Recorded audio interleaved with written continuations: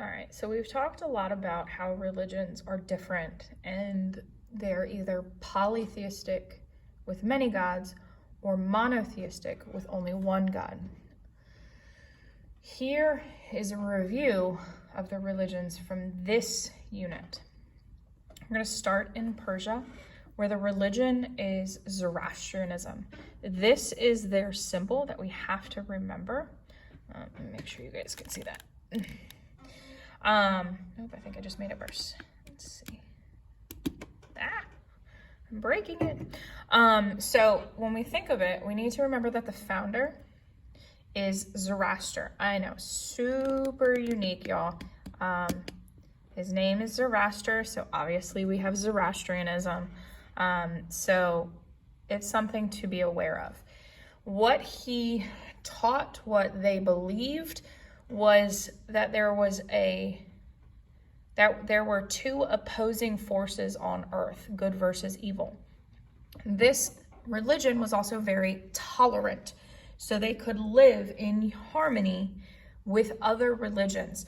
They did not force conversion, although they did encourage it. We're going to flip all the way east to a group of islands, or an archipelago, to Japan. Now, in Japan, there are two religions living in harmony, but the first religion is called the Shinto, or Shintoism. This is the major symbol. This is going to come into play when we talk about what Shintoism stood for. Shintoism was only practiced in Japan. You will never see Shintoism practiced anywhere else at this time in history. And it goes along with the idea that the emperor was almost god-like within Shintoism. Both of these are considered polytheistic.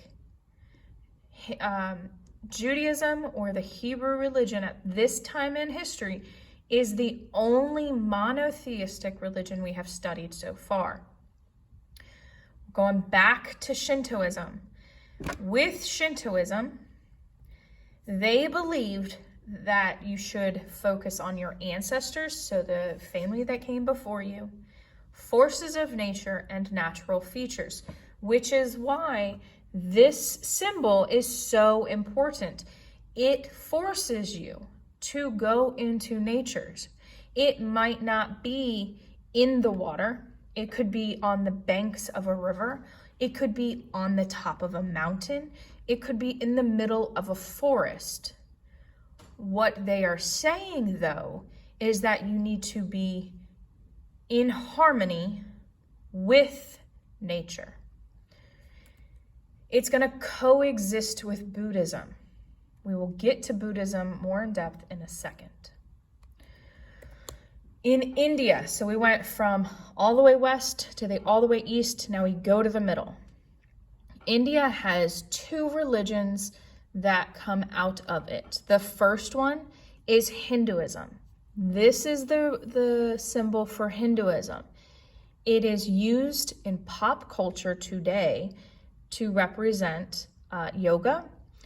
And if we put it into a sound, it says Om. And I'm not trying to be silly, but that's actually what it says.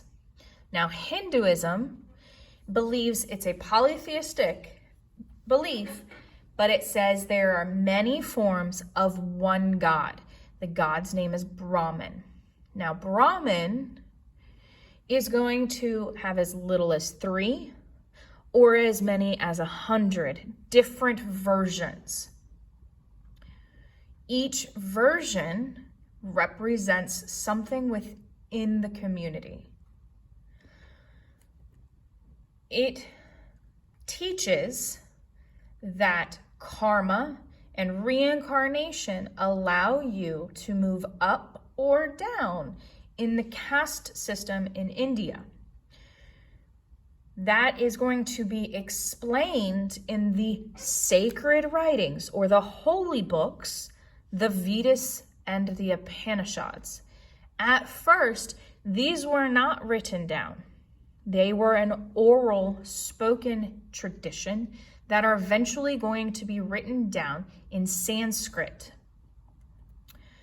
It's going to spread along the trade routes, and that's how it's brought in. It's how it's going to be spread around the entire subcontinent.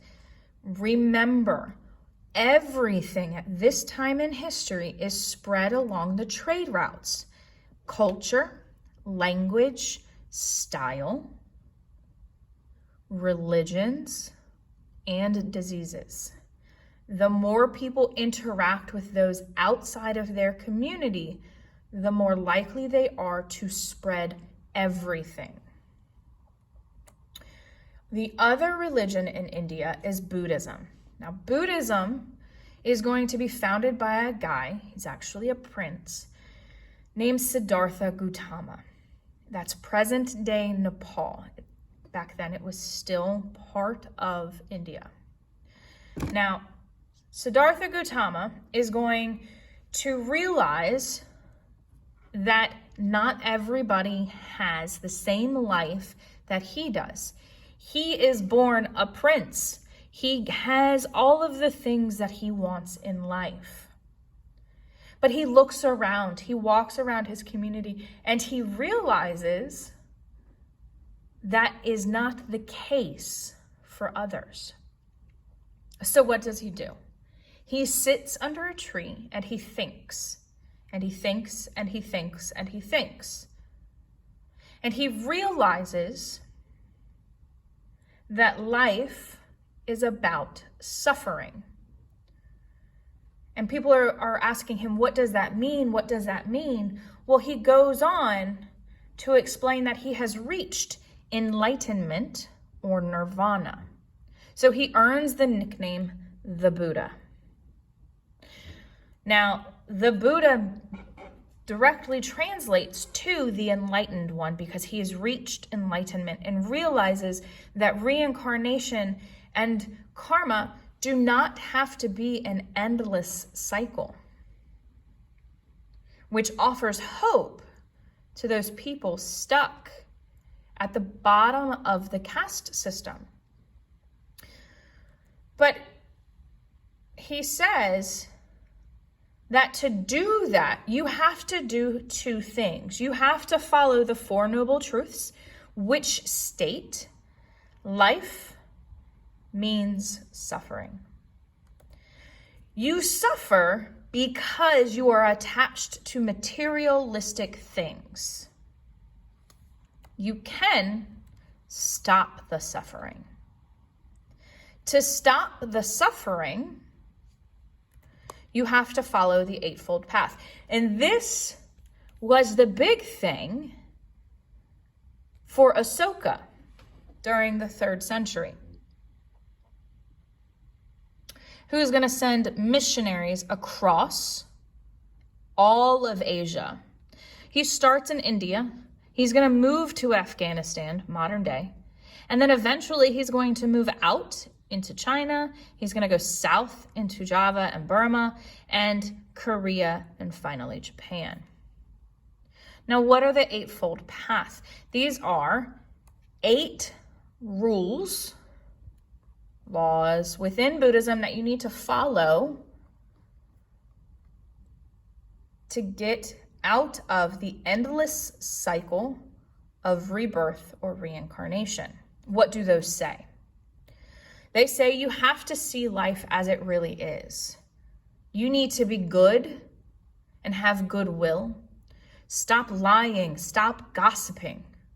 Be honest, law-abiding. Don't harm other people. Stop evil when you say it. Be aware of what is in your brain. And meditate and think before you act.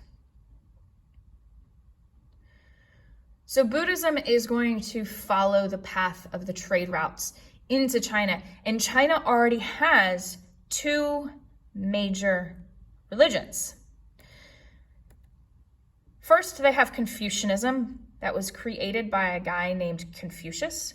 Confucius says that humans are good at birth and not evil. Their actions choose to be evil. Confucius says that you should always have respect for your elders. Confucius also is going to create a code of politeness, which is still in use today, along with an emphasis on education. Be smart.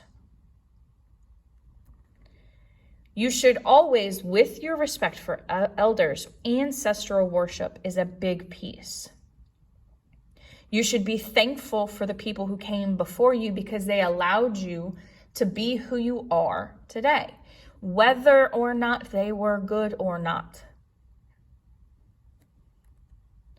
And he is going to create the civil service system, the jobs within the government.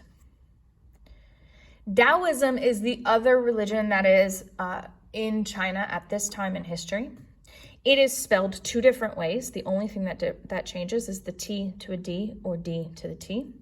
And Taoists are going to follow a man called Lao Tzu. And Lao Tzu is going to talk about simplicity, being in balance, being in harmony with the nature. Stop fighting what's there and have humility. Don't be prideful. Both of these religions believe in a balance. So they're both going to be represented by this symbol called the yin yang.